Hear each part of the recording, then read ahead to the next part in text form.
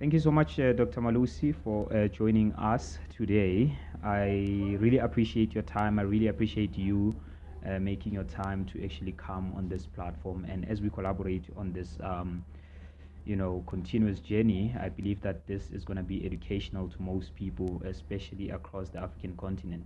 The topic that we're going to be discussing today is a very interesting topic. I want us to chat about the falling empires, or what we call the fall of America, as well as the geopolitics that is taking place around the world, Israel, Palestine, and how it actually links to the South African dynamics. If you don't mind, I know our last episode you introduced yourself, but if you don't mind, can you please reintroduce yourself for those who are coming across Dr. Malusi Mncube for the first time? Greetings, my name is Dr. Malusi Mncube. My greetings extended to the global community, all humanity in Africa, all the continents of the world, United States of America, Japan, Russia, Asia, everywhere. I want to greet all the viewers and all the listeners and say, welcome. Thank you so much, sir. There's a lot that is happening right now, especially with the elections that are going to be taking place on the 29th of May. A lot of people are really anxious. Some people are saying, what's really going to happen in South Africa after the elections? And I'm speaking because of our relations with other countries such as, America. It almost seems like, the change of power, which is likely to happen after the 29th of May, might actually, Helen Zille has spoken also about the economy losing confidence if, of course, political parties such as the EFF win. What is your view on that, and where do you think South Africa will be after the elections, particularly with their relationships with countries such as America? To begin with, I would like to say greetings to all South Africans, and to all South Africans, this is my response to you, particularly the black majority, because we have the short end of the stick, right from the first days when we were colonized right up to now. We were played in 1994 right up to now. What I can tell you definitively is that expect the unexpected at all times. We are living in a world where we are interconnected, but we are interconnected and interdependent in a very lopsided way. We have forces and powers that want to keep us subjugated. Why am I saying that? And without being alarmist, look all around you what is happening in the world. Number one, look at what is happening in the DRC. People, hundreds and thousands of people being moved from their customary areas, where traditional areas. Look at what is happening in Sudan. Look at what is happening in Ethiopia. Look at what is happening in Cabo Delgado. Look at what is happening in Palestine, Gaza, Rafah. Rafah has from today or from yesterday been attacked. Look exactly what is happening all over this world. So these are signs of the times. There is no exception. And this is all against the background of a falling Western empire. So young South Africans, black majority South Africans, even after the elections, expect the unexpected. So if people in Gaza are being annihilated, if they're genocidally being annihilated, anything can happen in South Africa. Anything can happen elsewhere in the world. So let's not rest on our laurels. Let's be prepared at all times, maximum vigilance. I'm speaking about this because we know, obviously, what happens when countries such as America puts you under sanctions. There's a gentleman by the name of Rutendo Matinyarare who has been fighting Zimbabwe's sanctions, for almost a decade now. And recently I see that he's been cancelled on a lot of media platforms. And my concern is that we've got a lot of guys in South Africa that are creating content such as myself right now. And we're still wondering, it's a moment of uncertainty. We're still wondering whether or not, things like this, freedom of speech will still be allowed, after the elections. And I'm not speaking specifically, being denied freedom of speech by the South African government, but like, the media platforms that we are using. I mean, we are broadcasting right now on YouTube. YouTube is a Google company. Google is an American company, and I'm also thinking about what might happen if those sanctions are actually, placed in South Africa. One thing you must know, freedom of expression and associations, those are not given human rights. Those are inalienable rights. They are born within you. You do not have to wait for a certain government. I do not care whether that government is a black or a white government. It's up to you, especially when you've had the chance to be educated, to express that right. Meaning that even if you have to sacrifice your life to express that, because that's the type of situation, that's the type of political economy that is unfolding in the world. You have to die for your beliefs. If you're not prepared to do that, then yes, they will gag you. Then that's up to you if you want to be gagged. So don't wait for someone to give you your rights. Your rights are inalienable. They are yours. It's yours to stand up for those rights and exercise those rights. Yeah. Absolutely. Do you think they are actually gonna place sanctions on us if, of course, there is a change of power? I think sanctions were already placed on us by placing them on Zimbabwe. Look, Zimbabwe is not the new child on the block on whom sanctions were placed. The United States, the G7, the whole of the G7, they are imperial powers. They are world empires who are being led by the United States of America. So it's part of their modus operandi to put across sanctions to keep you in control. They do that all the time. I can give you examples. For instance, they've got sanctions on Cuba. They put sanctions on Venezuela. They've got sanctions on Iran. I can go on and on and on. Their modus operandi. If you do not do as they tell you, they will put sanctions on you. So sanctions basically on Zimbabwe, they were not necessarily only on Zimbabwe. Actually, it was heralding and a warning to South Africa. Should you go the direction of Zimbabwe, these sanctions are actually a warning on you. So that's why, to a greater extent, our South African leadership, they were toeing to a great extent the neoliberal political outline as dictated by the Washington Consensus, which is the American consensus. So we haven't deviated much from that. Hence, there's still no sanctions on South Africa as such. So they're not just meant for Zimbabwe, those sanctions. They're not just for Zimbabwe. They are actually meant for the whole of Africa, and much more specifically for South Africa, because in the whole of Africa, South Africa is the most industrialized country in Africa. There's no country in Africa that is as industrialized as South Africa. Now those are news to my ears, because like, when you look at the news, you almost see obviously the type of content that is being portrayed with regards to other African countries. It's a negative content, but then you've got countries such as your Kenya, who are developing and all of that. And in my view, I thought maybe like those are the countries that somehow are following South Africa's footsteps in terms of industrialization. What is your view on that? You've given Kenya as a case study example. Yes. I can pick up any other African country here in Africa. Non-African country, economically, we can look at all the economic indicators. Now, first thing you must keep in your mind, you must look at the financial architecture of the whole world. The financial architecture of the whole world is dominated by the G7 or the Western countries. They dominate that. So anything else that happens, it has the backdrop of the financial architecture dominated by the Western world, and primarily by the US, through its military, through its politics, through its economics, and through its currency. So Kenya is far, far away from being, from benefiting the Kenyan people. Kenya is there to benefit primarily the Western world, and also it benefits its caretakers, what they call a neo-patrimonial states. It benefits the selling out leadership. Africa is full of sellout leadership. They are in a comfortable position. like we had right now in Senegal, Sal, he's no more there, right? It was benefiting only the elite at the expense of the majority.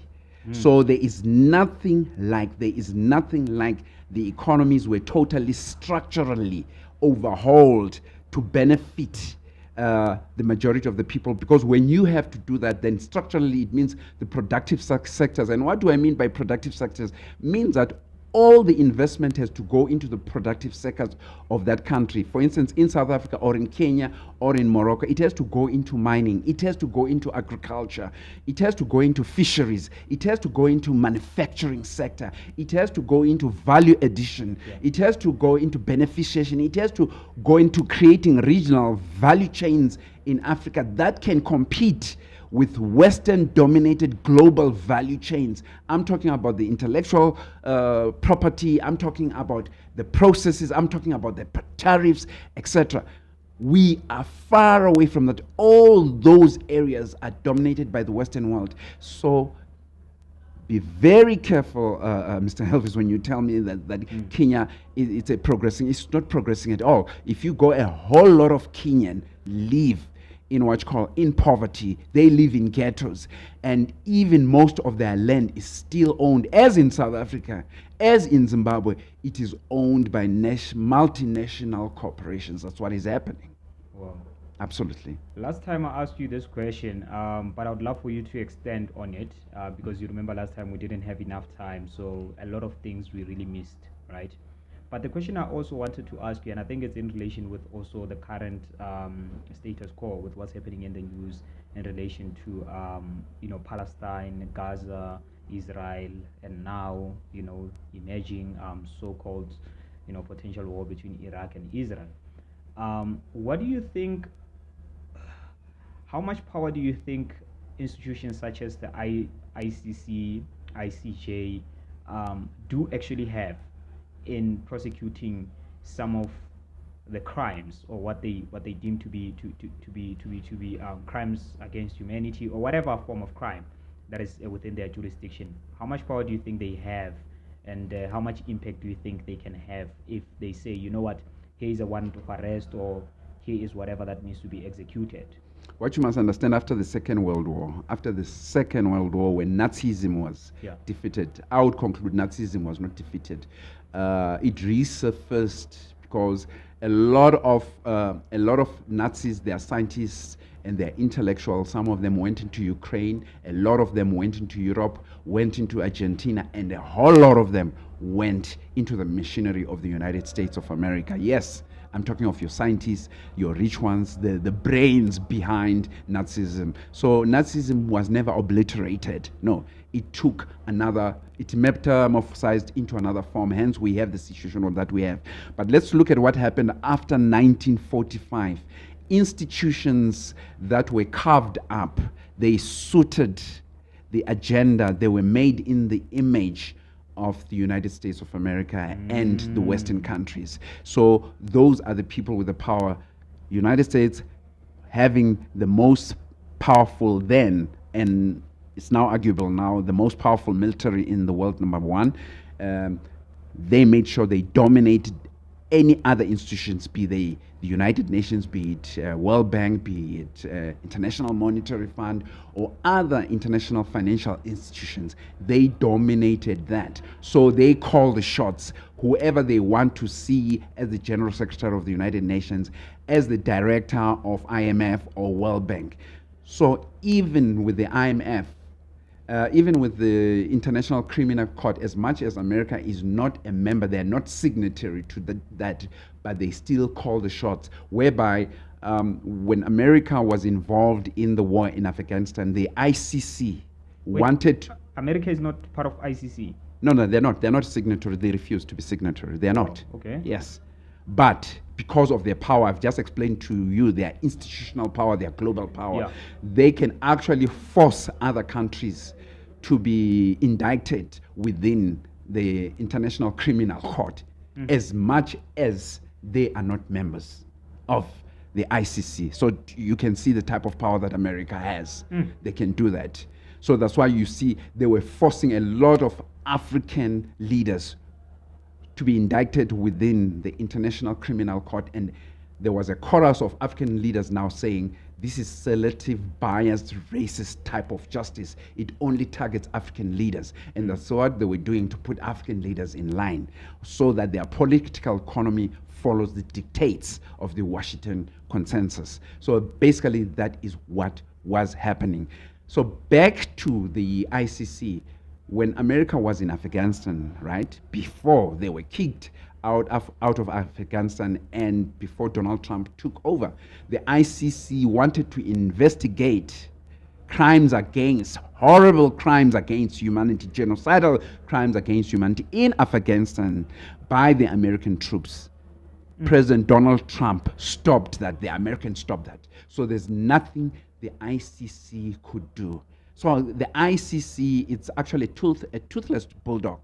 It's definitely, it is only a lapdog that is used to whip mostly African nations into lines. When it wants to bring justice to the first world, your G7 countries and primarily the United States of America, it cannot do that. They are told this is above your pay grade. You will not do that, and they cannot do that. Right now, ICC has threatened, I think for the past week, right up to today, they've threatened that they are going to bring an indictment against Netanyahu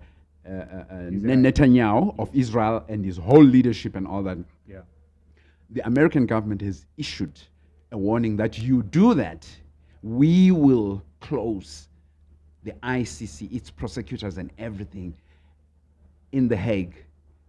We will make sure we close it. Now, how do you make such a statement? Because the ICC and the ICJ, both those courts, as much as they're different, one is part of the United Nations, which is the ICJ and the ICC. They are in Netherlands, and you make a statement as Americans which overrides another country's sovereignty. But they made that statement. You will not issue that warrant of arrest just as much as they issued it for President Putin of Russia. So clearly, we can see the duplicity, we can see the double standards, and we can see who has the power and who calls the power. So it's like, do as we tell you to do, but don't do as we do. It's either you are with us or you are against us. So there's no democracy there. It's what other people, they call might is right. So the American government, the Western government really believes in that adage that might is right. That if I can kick you, you will listen to what I'm telling you. Don't have to watch what I do. You do what I'm telling you to do. And that's exactly what is happening. So up to now, the ICC, it's only threatening, as far as I know up to today, it's only threatening they are going to issue a warrant of arrest. Because clearly what is happening in Palestine, it is a genocide. South Africa did put a case to the International Criminal Court, which is part of the United Nations, that is definitely a genocide that is going on here. But the Americans are protecting Israel because I would argue Israel is an extension of America, or I would say it's a nickname of America, to put it lightly in that way. America is Israel in the Middle East, where greater part of the energy of the oil comes from. So I do not think they want to get out of that area. They are staying in that area by hook or crook. They are not going anywhere. Yeah. Absolutely. And what do you say about the relationship between the U.S. and what is it? The other country, is it Iran, the country that is potentially going to get into war with Israel? Well, what has happened of late? Israel has not wanted Iran to develop its own nuclear deterrent. Okay. In other words, Israel wants to be the only country in the Middle East to be a nuclear power. They want Sounds to be like the USA. Yes, they are the USA. Yeah, they want to be the only power. Now, I would like to believe Iran has managed to develop a serious military capability and a deterrent that now has changed the balance of power. The power balance of power has demonstrably been changed. Why do I say that recently? What has happened recently is Iran fired a couple of hundreds or thousands of Missiles. missiles, Yeah. and these were not like your supersonic, just to show Israel that we can touch you. We are no more the Iran you think you used to be, because Israel used to have a policy of killing and assassinating the scientists of Iran. But Iran recently, it's about a week ago, 2 weeks ago, they shot a whole lot of drones, a whole lot of missiles, but these were not even your state of the art, just to show that we can penetrate your most advanced protected air It was a defense in warning. the world. Yes, in the Yeah. world, and they managed to, they managed to get into Israel, and that is a message they were showing Israel, and they were showing America that um, the monopoly, the hegemony of deterrence is no more in the hands of the Americans or of the Israelis. We, as Iranians, we have that capability. But in return, also, what Israel did, I forgot the name of the town, they also sent jet fighters and they bombed a nuclear area. I think they were just trying to show we can also touch you, Iran.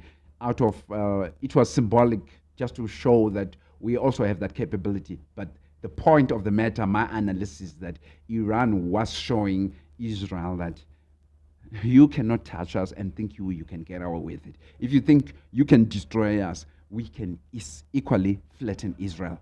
And why there hasn't been any move right up to now from Israel part or from the America's part is because I believe there's a limit to every power.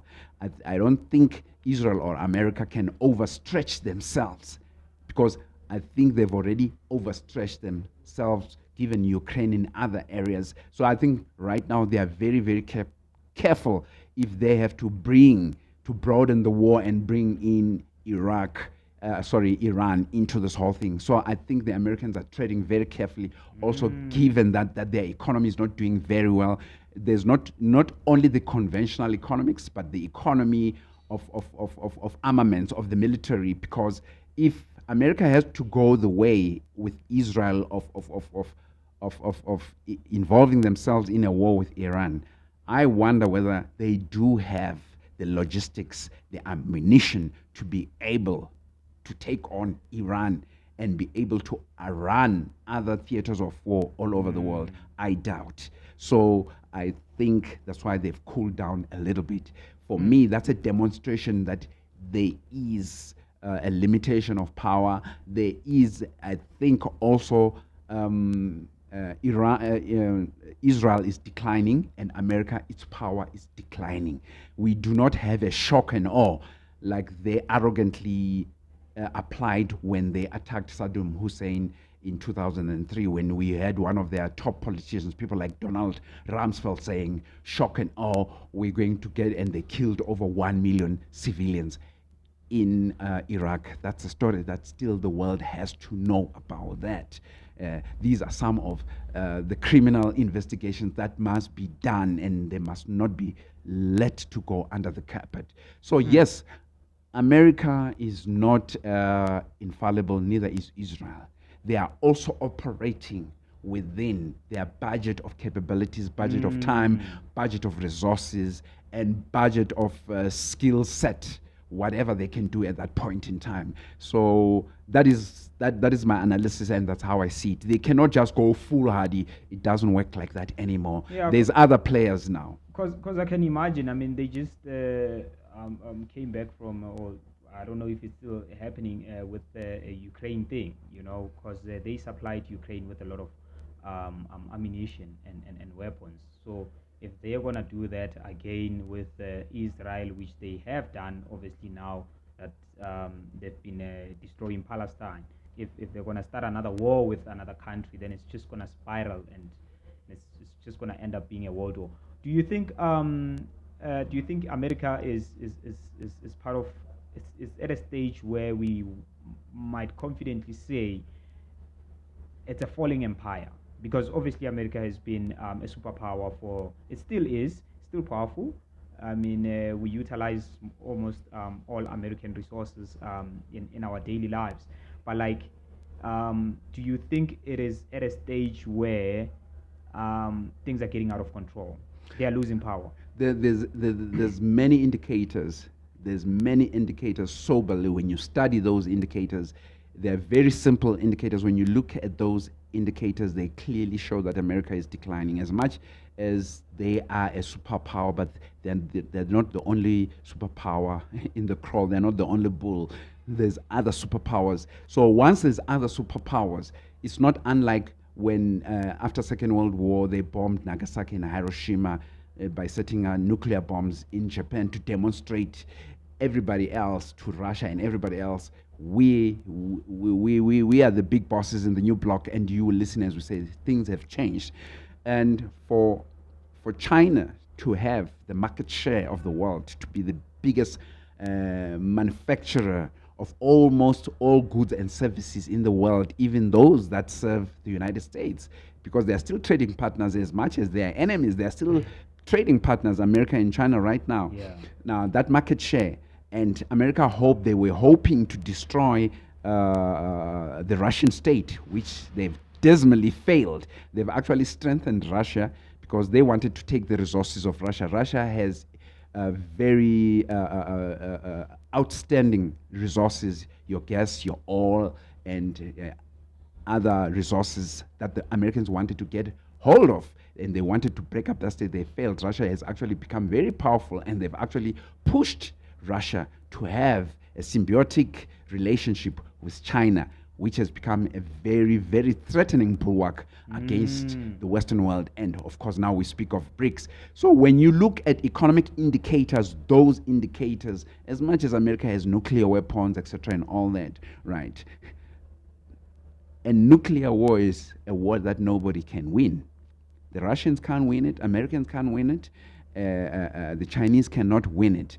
But the Americans cannot go into China, cannot go into Russia, like they did in Panama, like they did in Libya. And why like is that? Because of the weapons Russia and China have, the capability they have. Yeah. Right now, the whole of NATO, they were supporting Ukraine with all those billions that have gone to waste, right? They've sacrificed. Can you imagine? There's over 20 million Ukrainians that are refugees from their countries. That's sacrifice. Now, can you imagine how many Ukrainians, civilians have died? We can never know the true numbers. And I would like to argue that it goes into millions. All right? They have failed to destroy NATO, which is the bulwark of Europe, the military bulwark of Europe and the United States. They have failed through their proxy war to destroy Russia. Russia. So it tells you, for those, I'm not a militarist, but for those who are schooled in the military and all that, it tells you about Russia's military science and Russia's military capability and its modern military execution and how it executes it. When you have common sense, you can begin to tell that Russia is very advanced, much more advanced than NATO. They are not capable. It even tells you, when you use your common sense, as much as I'm not a military person, it tells you Russia's military machinery, for them to be able to churn up and to produce ammunition that was challenging the might of NATO in Ukraine. It tells you that Russia is very sophisticated. And I think Russia, they were even fighting that war, they were using a velvet glove. And I don't think they were being as hardcore when they were when they were repelling the Nazis in 1945. Remember what Stalin did. Stalin saved the day against the Nazis. Russia lost over, I think, 20 million Russian fighters. They lost in the Second World War. They are the ones actually who stopped the Nazis.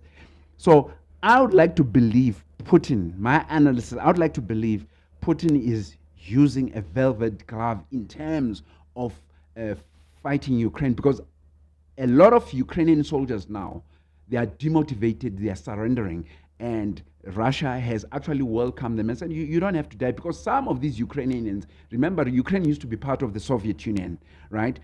Russia has said, there's no need for you to die, because it's useless. You are going to die. Surrender will give you food, medication, and thousands of Ukrainians are surrendering every day to the Russian forces, right? So, but you can imagine Russia or Putin, they haven't gone on a full onslaught. They are using a velvet glove type of strategy, but they've managed still to beat NATO, meaning that NATO itself, its capabilities have been found wanting.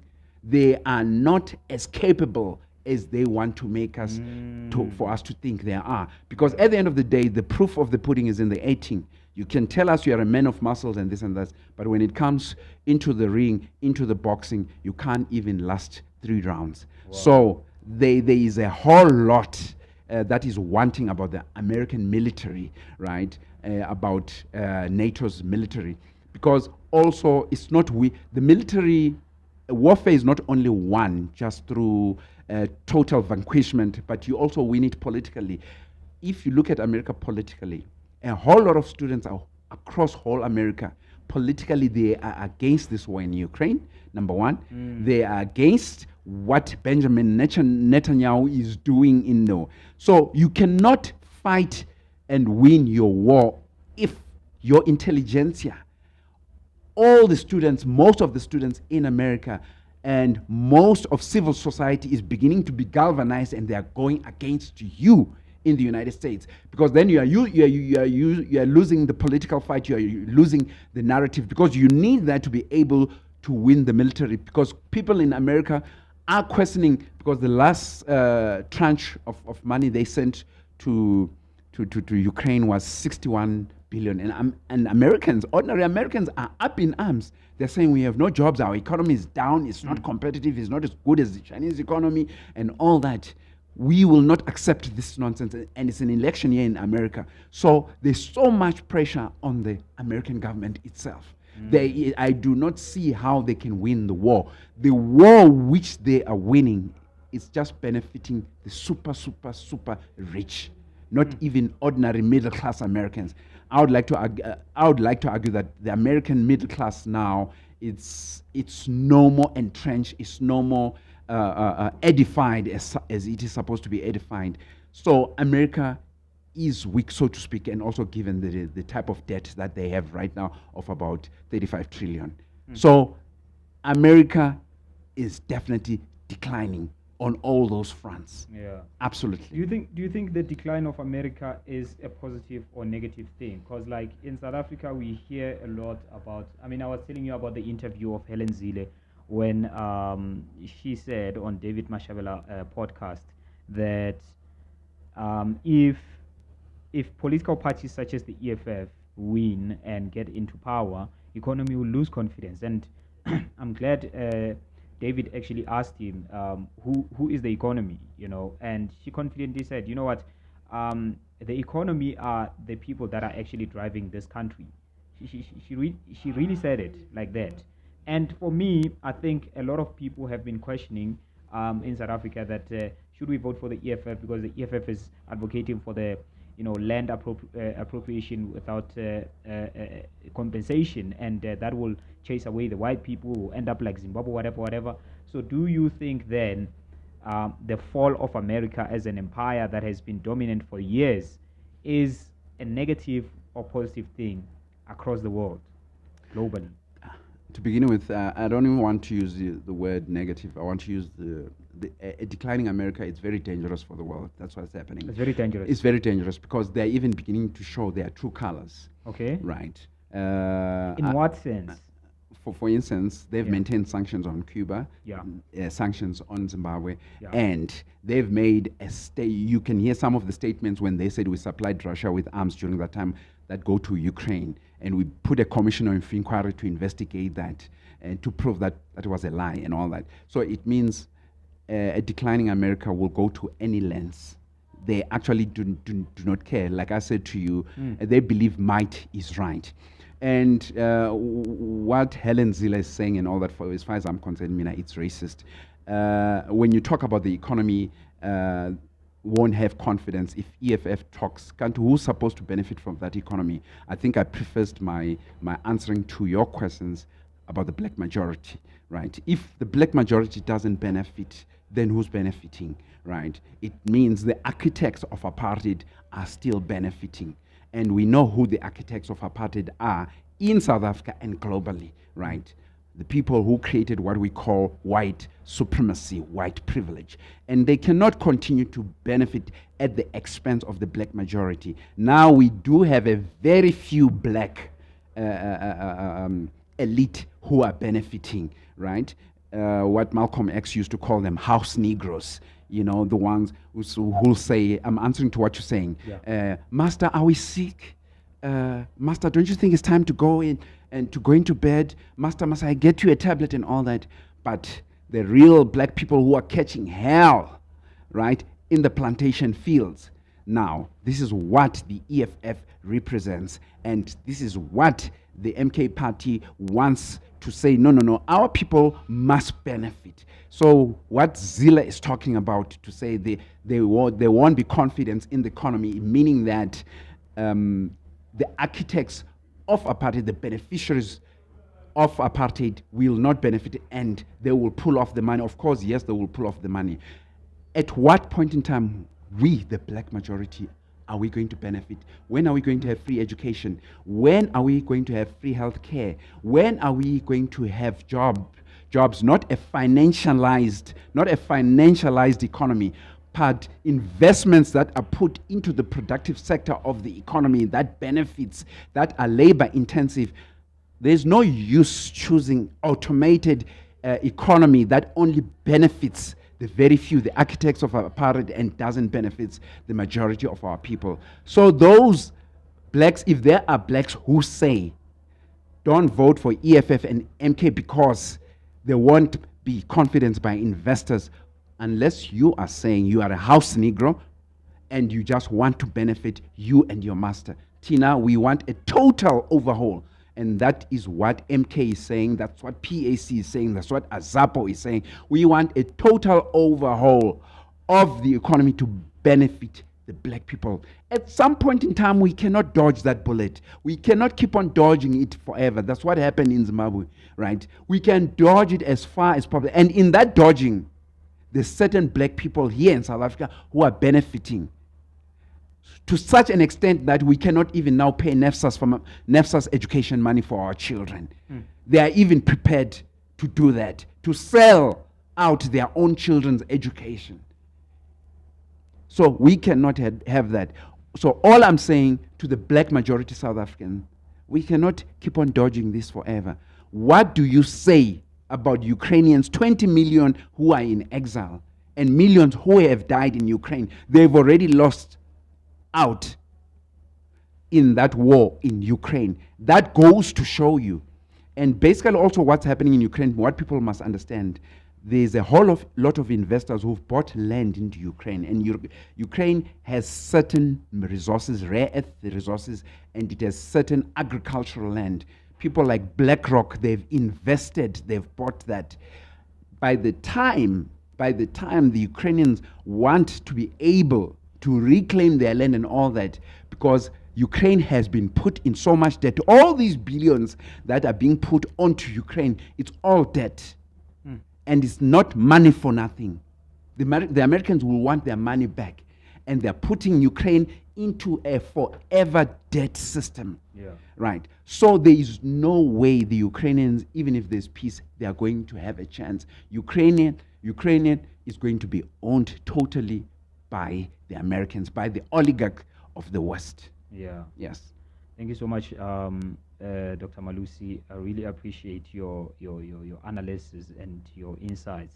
This is really interesting, and I think a lot of people will actually appreciate, learning from you and learning from, the information that you are actually, putting out there right now. We learn from each other. Yeah, 100%. We learn from each other. Yeah. So just in closing,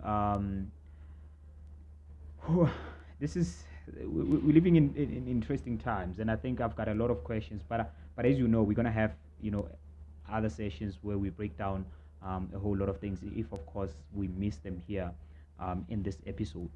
The last question I just wanted to ask is: South Africa is one of the countries that America has invested in.